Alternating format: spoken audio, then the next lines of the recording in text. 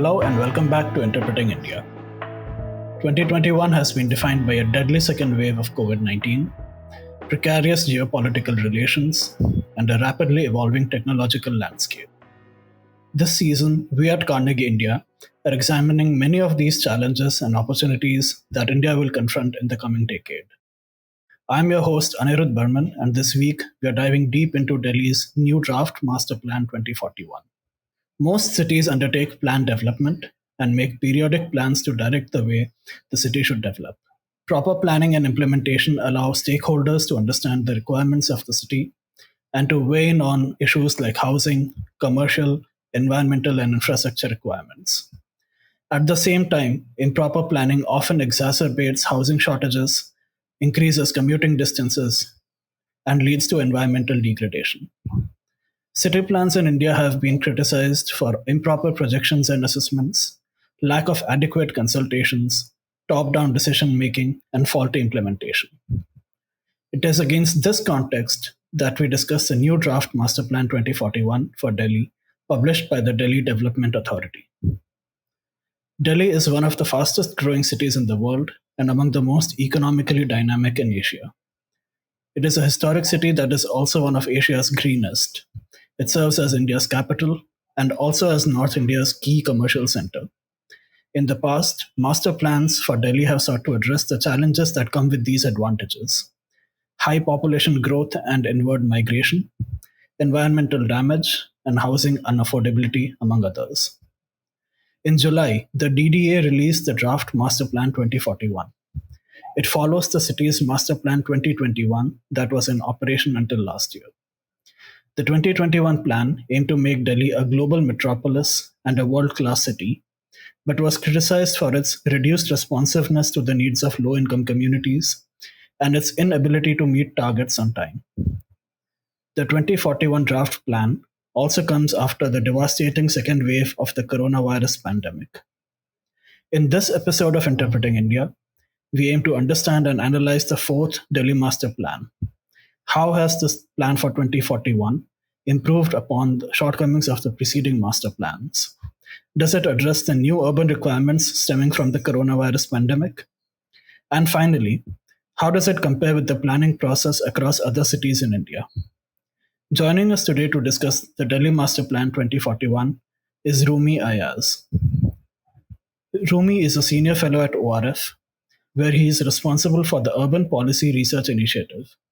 His research focuses on building a better understanding of urban issues to produce new and correct knowledge for managing urban growth in India. Rumi has previously held positions at the non-government organization Sanket and the National Institute of Urban Affairs. He is the author of the book India's Urbanization Experience, which was published in 2015. Dr. Ayaz, welcome to Interpreting India. Delighted to have you with us. Thank you very much for inviting me. So let's start with a bit of an introduction to the planning process. Why are master plans created? What do they try to do in the context of urban centers like Delhi? And how well has this process worked for Delhi in the past? Master plan is basically a document that prepared by an agency which functions in this city for guiding the development of that city. If you look at any global city, before we come down to India or Delhi, and that too from, say, the Europe or the United States or some of the other developed countries in the world, a stark contrast exists between the developments that we see there and the developments that we see here in our country. In those countries, in developed countries, the development looks very orderly, and this is basically due to a plan which was prepared and it was followed with respect to implementation, because of which things look more orderly there than in our country. So, to respond to your question, I would say that That is the main aim of the master plan is to guide the development process in the city. And when you talk about other global cities, do master plans in those cities also resemble the kinds of proposals that are contained in our master plans, especially some of the details with regard to the design of housing, the kind of land use planning? Do those also go into those kinds of details, or is it much more high level explanation of the overall philosophy of planning? The master plans, which are followed or prepared in some of the most developed countries in the world, I would say that these are uh, quite different from what is being prepared for Indian cities. The reason is that those cities are much ahead in development, in innovations, in technology, and they have come up to a level where a different kind of approach is being followed there, unlike what we see here for Indian cities. So, if you travel in a global city like a city from China or a city from even UAE or in UK or in the US, the the kind of land use or the utilization of land for different activities is a lot different from what has happened here because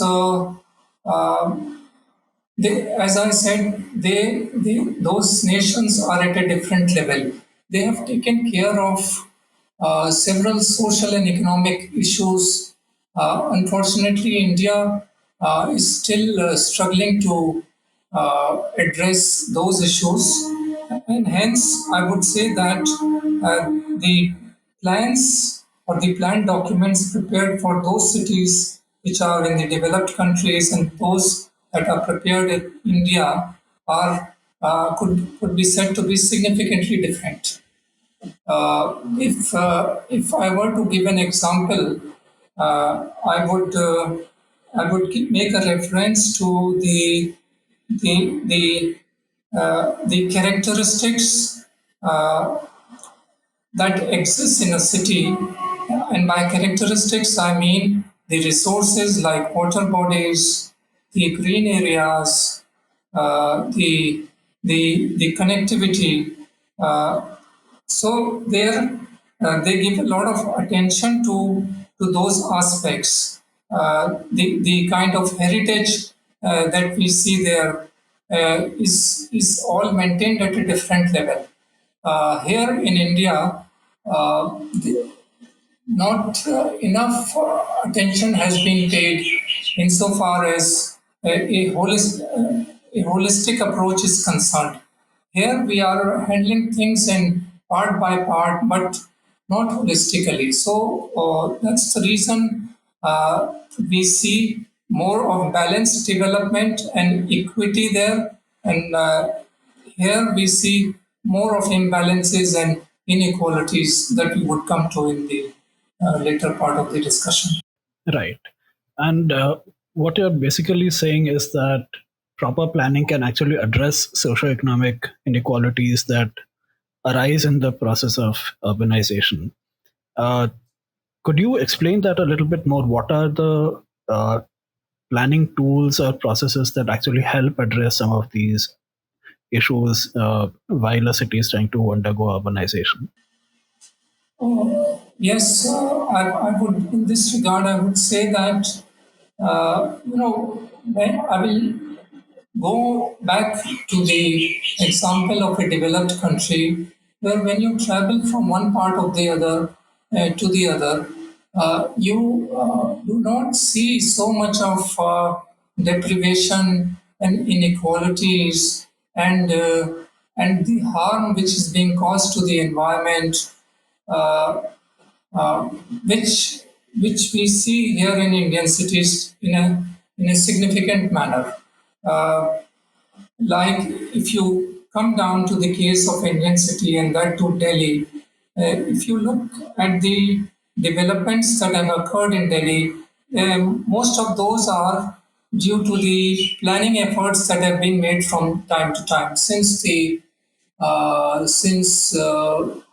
pre-independence times, I would say, when Sir Edwin Lutyens and Herbert Baker had prepared a master plan for the New Delhi area. Uh, since there was a plan at that time, several of the developments that took place happened in a planned manner. But subsequently, there was a period when no plan was available for the city of Delhi. In India, what happened was, or if you look at the case particularly of Delhi, there was a period when there was no plan for the city.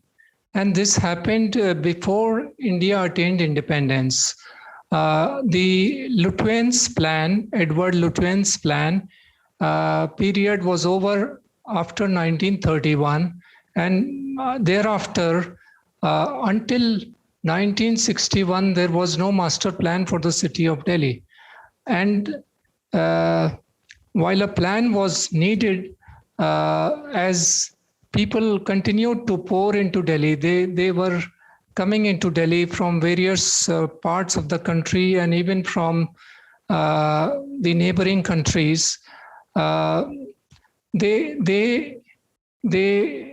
required many things, and they provided for them themselves, because the agencies that existed did not know about their requirements, and therefore what happened as a result of all these developments is that the inequalities began to emerge. They began to happen in different parts of the city. There were migrants who were coming. Many people who were coming, who come to Delhi, still now they come for occupation, for finding some livelihood, and not only work or employment activities were required. They since they were migrating, housing, infrastructure, services like water, sanitation, roads, were all required. And since there was no plan and all of these things were required, some private builders began to operate in a manner in which they felt like. And there were no strict guidelines or rules and regulations to be followed by them, and therefore haphazard development began to occur. So here you can see the significance of a plan, of a master plan. If there is a plan, and if it is prepared on the basis of people's requirements and the long-term requirements of a city, the agencies are in a good position to guide future developments that occur. But if there is no plan, or if the planning agencies do not prepare a plan which efficiently meets the requirements of the people, then inequalities occur. And this is what is observed in the case of Delhi. Unlike some of the global cities in developed countries, where I would say two things distinguish those cities from our cities. One is that they have brought a large sections of the society up to a certain level, which I'm trying to say that there has been an upliftment of the society there. People have been brought above the poverty lines and they lead a better life. In Singapore, cities like Singapore, persons who are employed in various informal sector activities live in better off areas because they are able to afford it, unlike here. And they live in planned areas.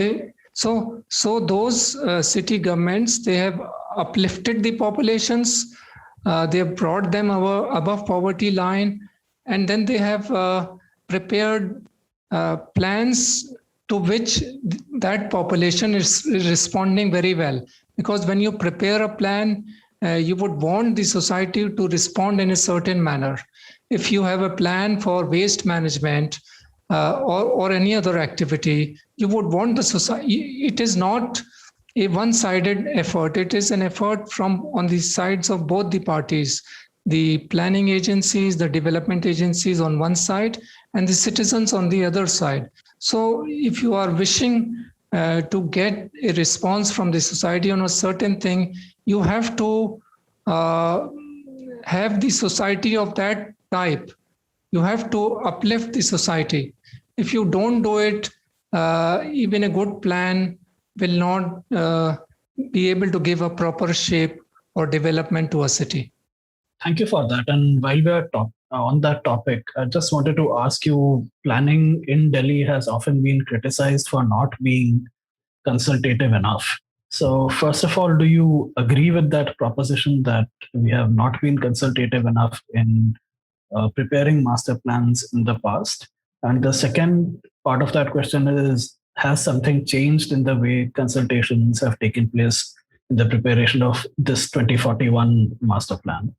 Like I said previously, the city's character is defined by those who are on the one hand, the government, and on the other hand, the civil society or the citizens. So from that point of view, collecting inputs or feedback or opinions from citizens is the basis, or it's the fundamental thing. The legal document or the Delhi Development Authority Act has this provision as a mandatory requirement that a survey of citizens is to be conducted to know their requirements, opinions, before a master plan is finalized. So since the DDA Act was prepared first, and all the subsequent or the master plans, the first one, the second master plan, the third master plan, and now the fourth master plan, all of these master plans have to follow the guidelines or the provisions provided in the DDA Act. Therefore, in every master plan, this process of obtaining inputs from the citizens has been followed. Now, if one is interested in knowing about the quality or the manner in which this exercise of inputs collection or responses collection has been conducted, I would say it has improved over time. Previously, the Indian cities, and if you talk about Delhi, there is a lot of diversity. There are people from different social and economic classes. So previously, not enough importance was given to capture the diversity in the plan preparation process. But now when you look at the fourth master plan, from the information that is available and from what we learn through discussions and publications in the media or elsewhere, this diversity, and I would say that an attempt has been made to capture this diversity. And by this, I mean to say that there are people who are living in the slums in Delhi. There are people who are living in unauthorized colonies, in resettlement colonies, in urban villages like Munirka. In villages, about 2% of Delhi's area is still rural, and there is that rural population that lives in those villages. Then there are census towns and peri-urban areas, so, and then there are planned areas. So by diversity, this is what I mean, that Indian cities offer a wide diversity of social and economic characteristics. And if the surveys are conducted, they have to ensure that this diverse views are captured, because I'm sure you would agree that your requirement, the requirement of slum dwellers, the requirement of those who live in unauthorized colonies, those who live in planned colonies, those who live in villages in rural parts of Delhi, those who live in census towns, which are not statutory towns. They are still governed by rural governments, and also those who live in peri-urban areas like Bijwasan or Najaf. Their requirements are totally different. So I would say, and then there are other activities that exist in this. The plan is for the whole population of Delhi. There are people who are traders, and who are part of resident welfare associations. There are group housing societies. There are planned plotted colonies. So I would say in this plan, the fourth plan, from what we are hearing or learning, at least an effort has been made to identify this diversity and to conduct consultations with this. Now, if you probe this angle or aspect further, one would be interested in knowing or seeing transparent information in this regard. While they have identified and highlighted that there is a diversity that exists, but to what extent this has been captured, if they have been to all of these diverse areas that exist in the city, how much proportion of that population has been consulted, is a question mark, and it's not so transparent.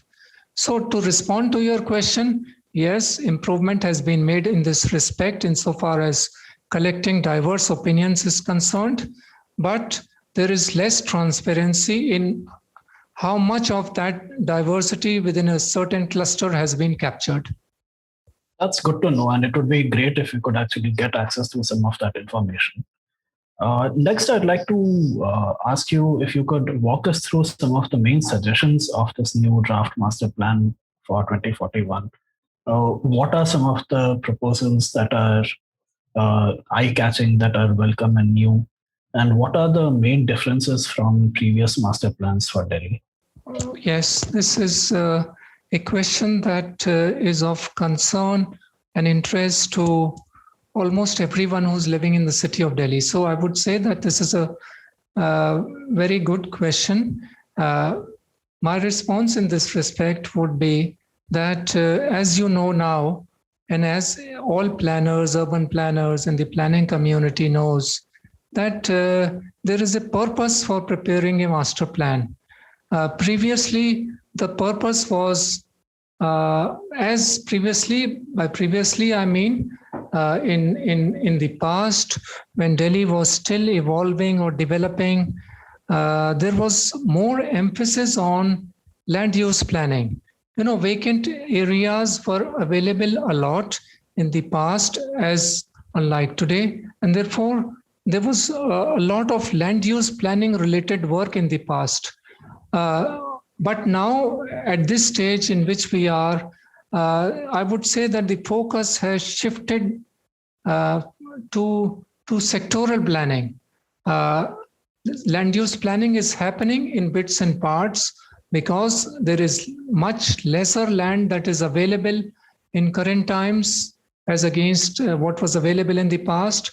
But now, since most of the development has already occurred, many construction has happened, there is less vacant spaces available. Therefore, the focus is more on sectoral planning. And by sectoral planning, we understand that it is to do with mobility, to do with housing, to do with infrastructure and services, is to do with environment, economy.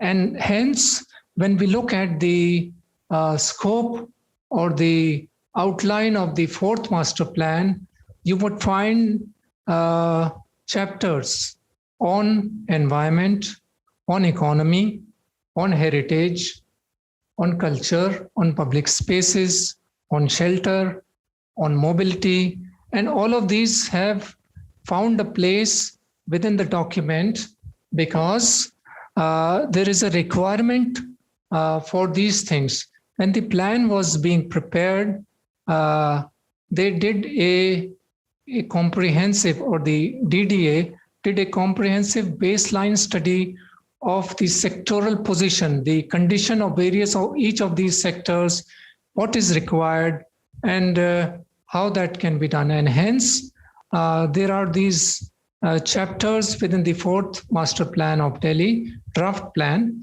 where you could find information on all of these sectoral aspects. So to respond to the second part of your question, I would begin by land use planning, and I would relate it to the aspect of housing. The first sector that I would like to emphasize or focus on. The requirement for houses that was worked out for 2041, which means that by 2041, so many houses would be required for those people who are either living in slums or unauthorized colonies or new migrants who come to Delhi. And the requirement there was a requirement of 3.5 billion or 34.5 lakh houses. Now, what can a planner do or a city planner do in this regard? They would do, and what the fourth master plan to a great extent rightly suggests, is that they are following three policies with regard to meeting the housing requirements by 2041. The first thing that they are doing is that they are trying to create space, or you could say they are trying to regenerate the existing housing stock, which basically means that within the planned colonies that we see, that they are trying, the suggestion is to increase the densities there by identifying those areas which have been not utilized so far, and building some kind of an accommodation there. To me, this sounds a little unrealistic because it is not so easy to do that. But this is what one thing that they have suggested. In addition to this, the second thing they have suggested is to create new housing stock. And here, the case of land use planning has been applied, where they would be acquiring new land. In the peripheral areas of Delhi, there is still some vacant land that is available. And you might have heard some time back about the TDA's land pooling policy. So what they are doing there is that they are trying to assemble or acquire vacant land, and they would be constructing or creating new housing stock. So part of the housing demand would be met in this manner. The third thing that they are doing is that they, in both these cases, in greenfield areas, which means creating where new housing stock is being created, and in the brownfield areas, which means that in increasing densities in existing built up areas, in both these cases, they are also emphasizing on creating rental housing, which means that there are migrants who are in a position to pay for the rents, who come to Delhi from time to time. So in both these different two types of areas, rental housing of different types would be created. It has happened in the past, but this policy would continue. It would be created. So because to own a house in Delhi is not easy for everyone. So for this reason, and the government of India has also come out with a Rental Housing Act, which has begun to be applied, or it would be applied very soon, which would support such suggestions being made in the Delhi Master Plan. So this is the housing sector insofar as the fourth plan is concerned. If I would also explain one more sector, if it is of interest for the purpose of the discussion here, and that is to say the water sector, water supply sector.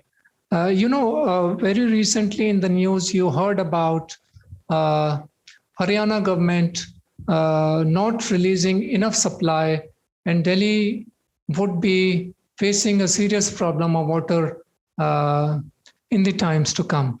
Delhi's water situation is such that it is dependent, it does not have sufficient water within its own territory. So it is dependent, over 50% dependence on the adjoining states of Haryana, Himachal Pradesh, and Uttar Pradesh. So, there is a role for master plan, and the master plan has been playing this role over the years, not only this plan, but in the previous plans also. The fourth plan specifically in this regard says that water consumption is more. They give four suggestions in this regard. One is that you need to reduce the consumption of water. It is the norm or the standard that has been set for Delhi. They say that norm or standard of supply, like liters per capita per day, every person's requirement in a day has to be brought down. So they suggest reduce this consumption of water in a variety of ways.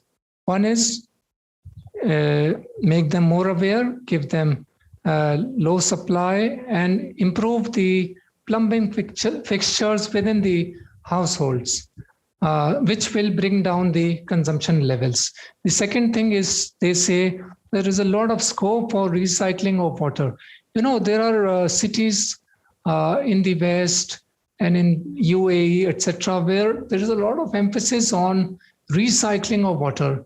Water is a very precious resource, and if you do not recycle it, you will not be able to meet the requirements of the society. And therefore, they say the fourth plan suggests greater emphasis on recycling of wastewater. 80% of the water that goes in the pipeline for supply, 80% of that water goes to waste. There are several methods in which that wastewater can be reused for non-potable purposes, for washing cars, for providing water to the plants, in cisterns, in bathrooms, and so on. So the third thing they say is rainwater harvesting. Of late, I've written a couple of articles on papers on rainwater harvesting, because this is still a very neglected area in India as a whole, and even in Delhi. Although the building bylaws of Delhi, they have made it mandatory for households of a size of 100 square meters to install rainwater harvesting systems within their premises. But that condition is not being fulfilled due to various social and economic reasons. And therefore, there is a lot of rain, I would say, that is received during the monsoon season each year, which is not being stored. Number one, stored for reuse, and also enough provisions have not been made for its channelization into groundwater, or what we say is groundwater recharge. Rainwater harvesting systems have been installed in a number of institutional areas, commercial areas, public places, and households in Delhi. But I would say only 20 to 30% of this work has been done. There is still a lot of scope. So that's the third aspect in which they say that the water demand should be met. And the fourth is systemic issues. There are in the pipeline, there are leakages. There is a lot of non-revenue water because of non-metered supply that is being provided in several areas. In slums and unauthorized colonies, there is a very unhappy situation of water supply. So while planned areas would still be receiving some quantities of water, the concern, or the main concern during pandemic times, during Corona times, when there is so much emphasis on sanitation and hygiene, when water and cleansing is required, and you can imagine those households do not have adequate access to piped water supply. Piped supply is cleaner than other tankers and other sources of water. I explained two sectors, housing and water supply. The plan does touch upon two sectors to a great extent. I would say that there are further work is required because I see deficiencies and scope for further improvement. That's a very comprehensive overview of what this plan contains, and I'd like to talk about one or two of the specifics. So, one thing that struck me was that compared to some of the previous plans, it recognizes the need for densification and for reducing commuting times for people. So, and for this, it actually promotes more mixed use of property within neighborhoods and allows for relaxations for certain kinds of mixed use. So, can you give us your perspective on these proposals? Are these first, what is the context in which these proposals are being made? And second, do you think these will actually solve the problem that they're trying to solve in the first place? Mixed use of land is basically, this has been done for two reasons. One is for the convenience of citizens, and the second is it does address to a great extent the issue of congestion that we see in Delhi. I will give you one example of mixed use of land, which the listeners, the audience of this program, would make it easier for them to understand. When you go to places like Daryaganj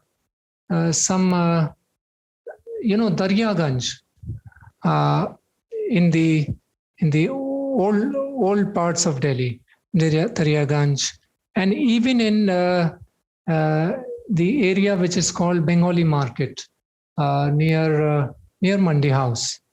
There we can see some examples of mixed use of land. By this, what do we mean? We mean that there is on that land, there is a building that has been constructed.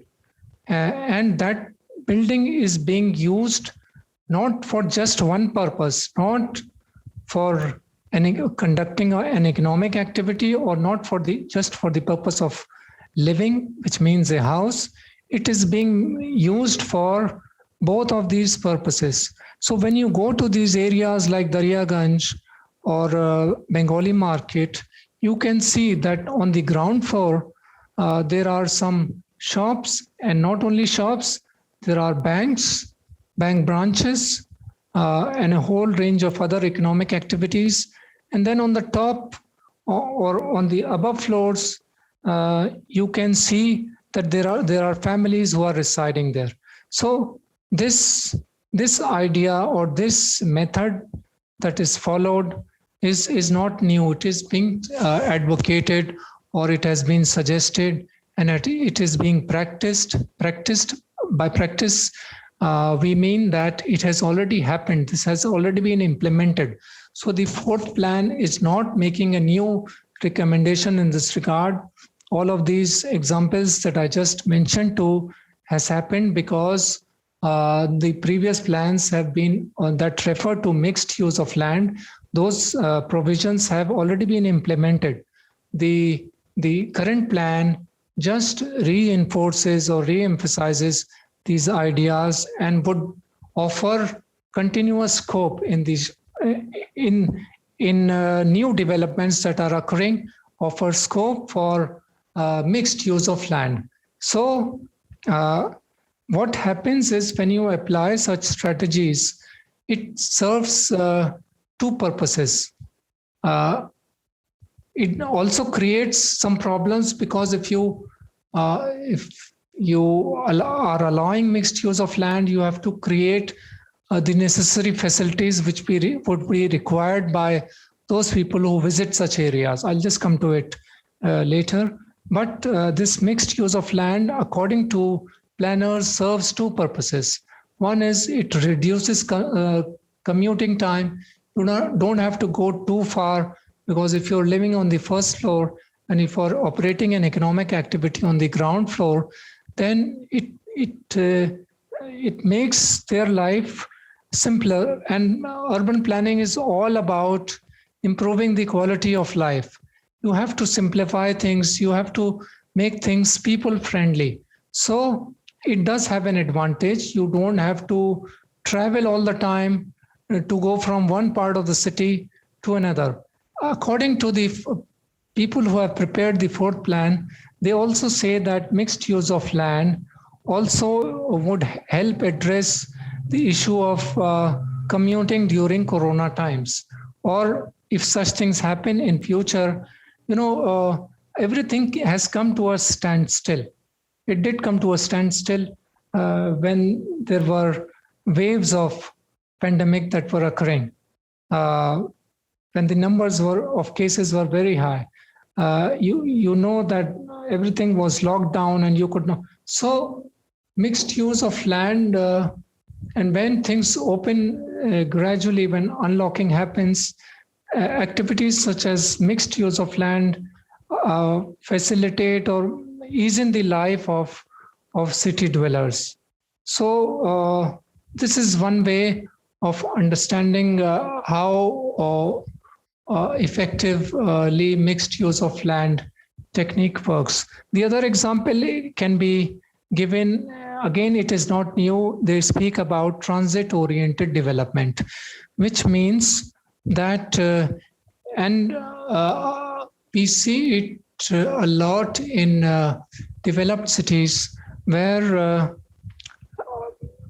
they have created facilities along major travel corridors, which means that you do not have to divert your vehicle too much to avail a certain facility or service or buy a certain commodity. It is on the way. You just imagine being in that position. Like, it is not always easy to travel to far off places to buy a certain thing or to avail a certain service. If that facility is available along your routes of daily travel, then it becomes very convenient and accessible to do the work.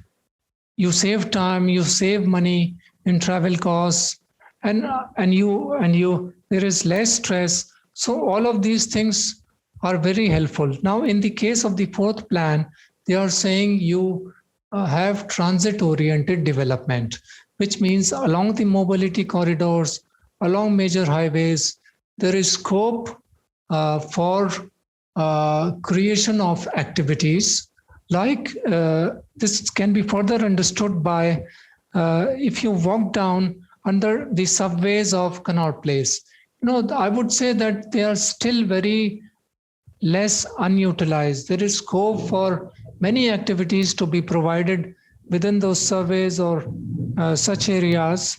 So all of this potential needs to be tapped. They have tapped a lot in global cities, but there is a lot of scope for tapping within our cities, including Delhi. So these are, I would say, effective strategies to address some of the requirements, very important requirements that citizens require on an everyday basis. That's true. And this plan does offer many new ideas on how to do some of these things better. My last question before we end is around the question of implementation. And one of the issues that's plagued the planning process, especially in Delhi, has been weak implementation and delays in implementation. I think the last plan, the master plan for 2021, was only finally notified in 2007, 6 years after the planning process was initiated. So could you talk to us a little bit about how the planning process will work from here on, now that the draft is in the public domain? And what are some of the problems in implementing the plan that need to be corrected so that this master plan can actually work properly? This question is extremely relevant, and it has been bothering not only the civil society, but also the planning community. because uh, many a times planners are being blamed for things which they don't even do. What citizens see is what is in front of their eyes. They see the development that has happened over the years. They see inequalities in those development. They see deficiencies in those development, and they say that there are deficiencies within the planners and the planning community and in the master plans, and this is the result. But this is not always true. This is part of the picture that is visible, and the other part is also to be understood in order to arrive at a conclusion. In articles which we see, or in the media which we read about, I think a holistic approach is not being followed to understand the situation. If you look at I'll just deviate from this master plan. I would just bring in the topic of smart cities mission in India. If you just look at that mission and the progress, there is a lot of criticism about the fact that everybody is asking, where are these smart cities? The Government of India and the Ministry of Housing and Urban Affairs had promised that they would deliver, or they would transform existing cities into smart cities within a period of 5 years, because that's what they had promised at the time of when the agenda or the political manifesto was prepared by the current government in power. Now, this is not the best way to place things in public domain. Number one, you cannot expect any Indian city which is at a very low level of development when compared with other global cities to transform into a smart city. A smart city is a very advanced concept.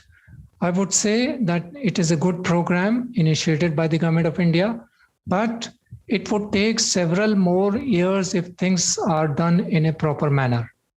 Now, coming back to the master plan. Similarly, a planner would have put down some of the best things in the planning document, but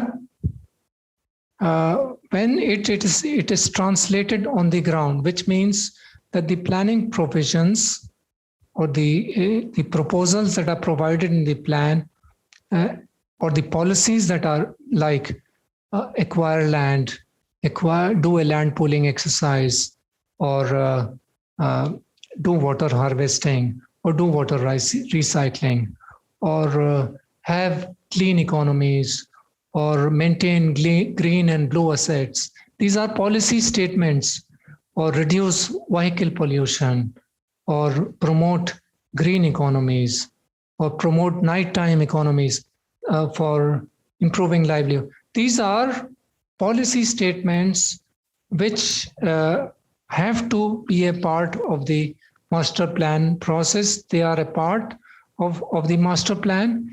Now, the problem occurs when you begin to translate. So I would say that the plan is 50% good in its efforts. There are deficiencies in this plan also, like the previous plans.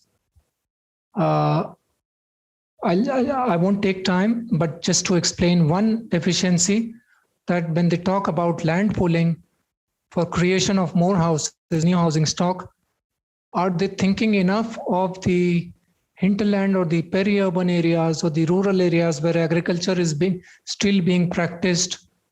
Are they also thinking about that population, how it's going to be impacted, or whether adequate compensation or rehabilitation of that population would be done in a desirable manner is questionable. But other than that, if the 50% plan is fine, and if they proceed with implementation, the first thing is to translate those plans or provisions into projects on water, projects on mobility, projects on environment, projects on housing, and so on, projects on culture or heritage, maintaining heritage. Delhi is so rich in heritage, but if you compare a heritage maintenance levels in the West or global city, which is much advanced, and in Delhi, there is significant amount of difference, I would say. So you are translating those policy proposals into projects.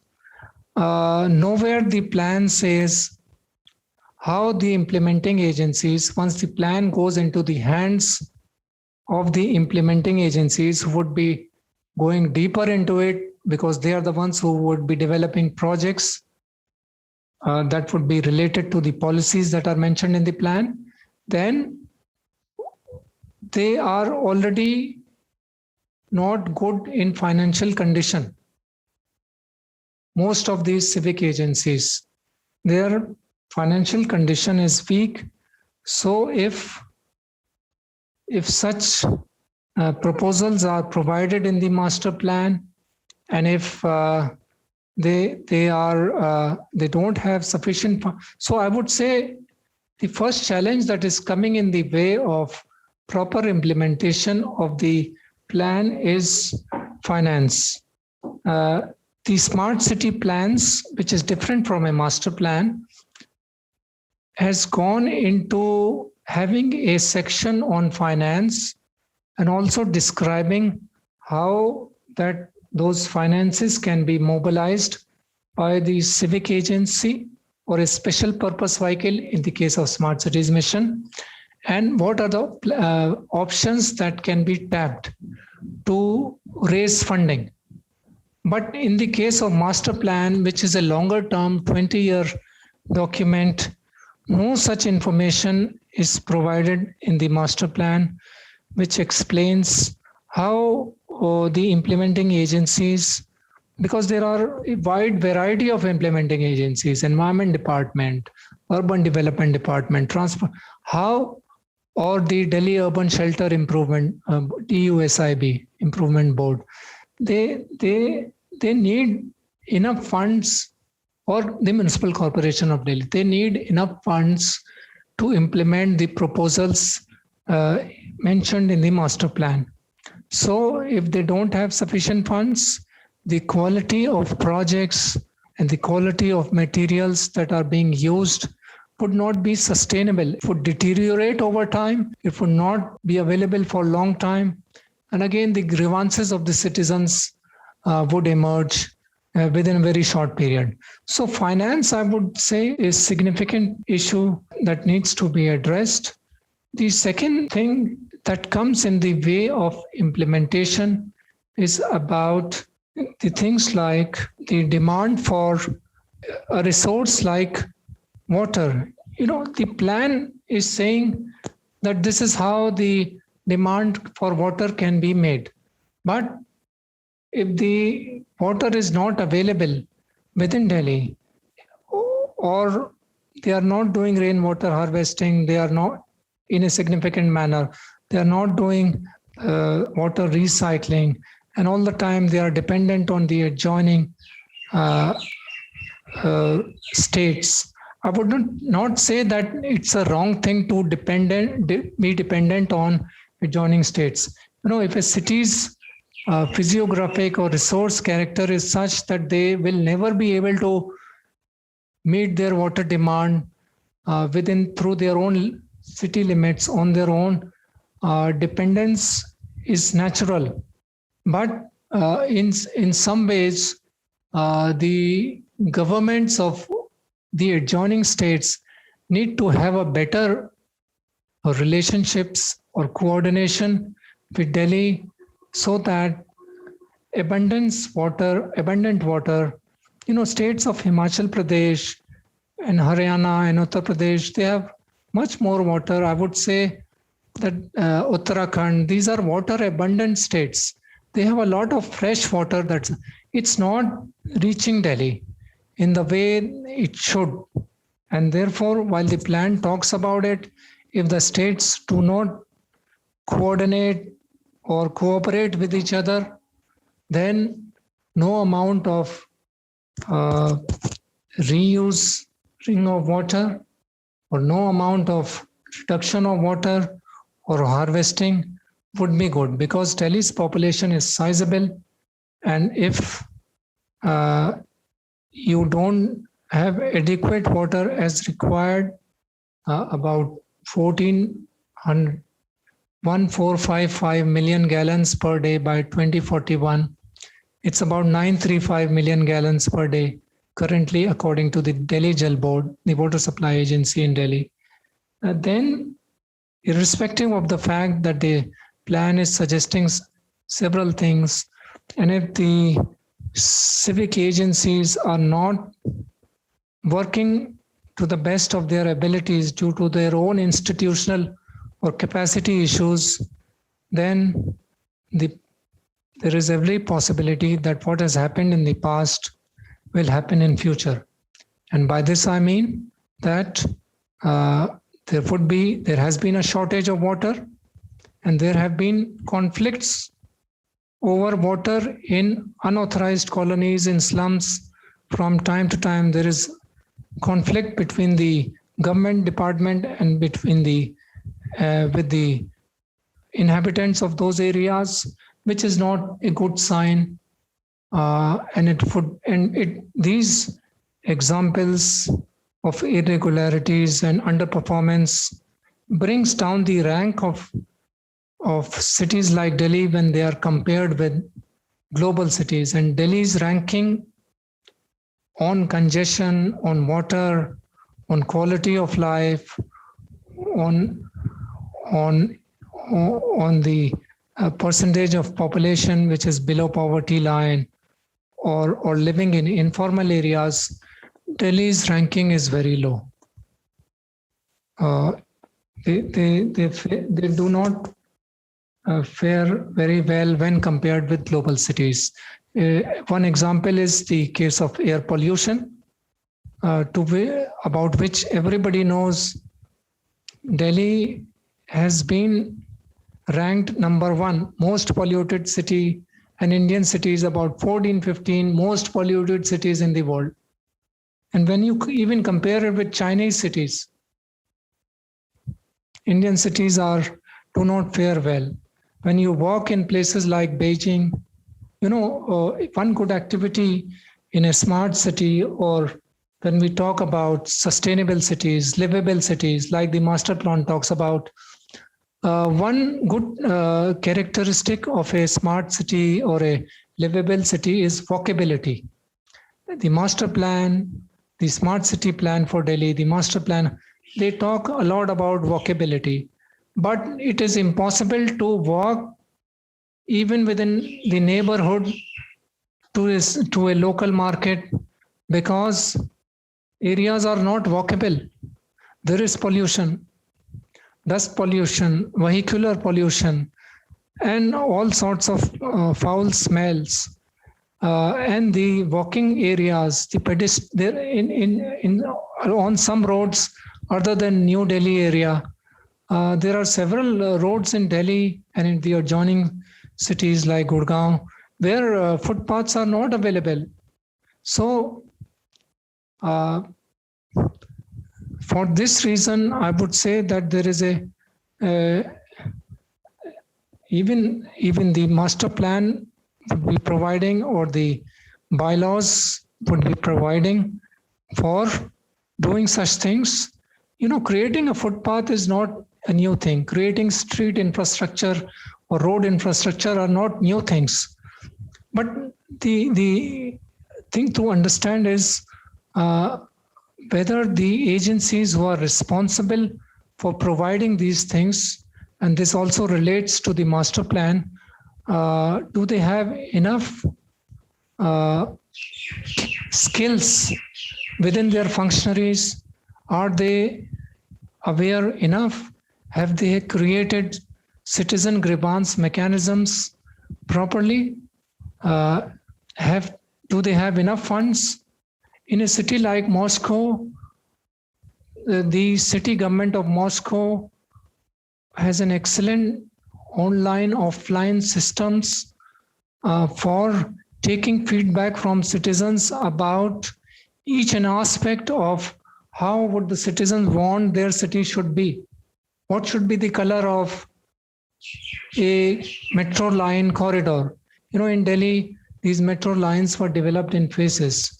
There was this color used, blue line and green line and this line and that line. And even for simple things, the citizens of Moscow are, so it's called a referendum system. Their feedback is obtained, and if they are not willing, to change the name of the city.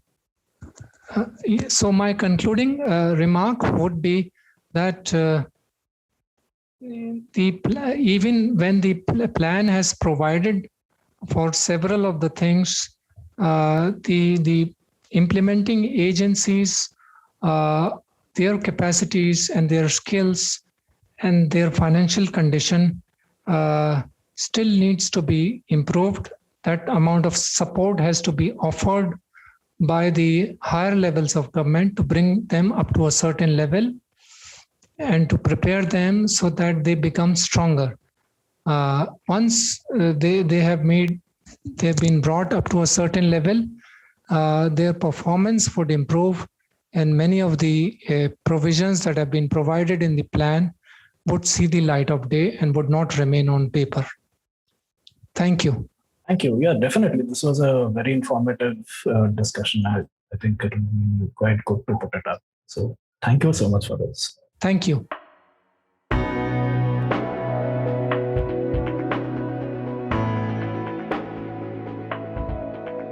We'll be back in 2 weeks with a new episode. To make sure you don't miss it, be sure to subscribe on Apple Podcasts, Spotify, Stitcher, or wherever you get your podcasts. To learn more about our research and team, you can visit us at carnegieindia.org. You can also find us on social media on Twitter, Facebook, and Instagram. Thank you for listening. See you next time.